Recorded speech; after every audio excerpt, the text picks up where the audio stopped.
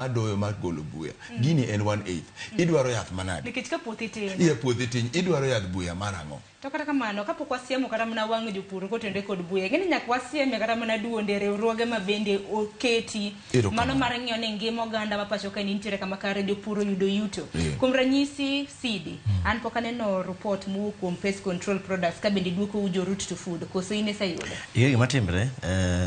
wan gi chike mabeyo kabisa kaka profesa wacho tiro chike gi oklugi ingeni ko wacho ni yadhni olose wacho ni wan gi kothe manyasani ma obedo kaka GMOs for example wacho ni tiere ma herbicide tolerant maiso ni en yath ok negi ingeni kipidho do makaro bed ma a million acre ingeni tiere buya man kacha to tiere kana kute mabenti lo kacha ba be konyo girotugo mar lo tiro ni sama koro wagoye ni ndiro koro domani mobedo habitat tolerance ni ndi en ngeno ko dai thodongi lakini wadhi ne ogimara mora kacha basi koro ino lo marwa dika kethre to mar ariyo ngado kan gi kaka an gi I think a quarter an acre over an eighth tiro ni pod tire agrovets mana wendo kacha iwinjo mauso to ngere regulation kisirikali mno regulation gini usnenga mani 1 million acre yakoro ido ni ngato dhi kacha to nyewe onge regulation wacho extension officer is very true ayikode kujino sirikal ose onge extension officers kata matin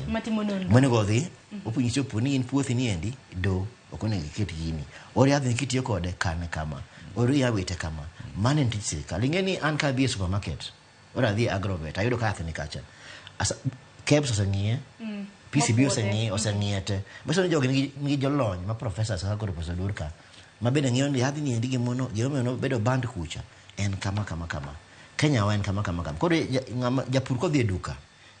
ko yudo gima ne duka odhi nyiewe basi ntiere some problem kanyo duonde moket katiba kata e chik marwa bank make sure ni wan ka jopur wabedo safe e moktitiji to koro gimote mono penjore na achiel hakuru wan gi joma chamo mshahara iwinjo pest control police board nyaka sani pognyiswa pogiyango bang nondro mabende oseyisi ni yath makama okudwa ntikanya kalka gen geleng wana gwiswa na wanto wana kujonege ji sana lakini kono ubionege koro ka kujonege ji okelo madhara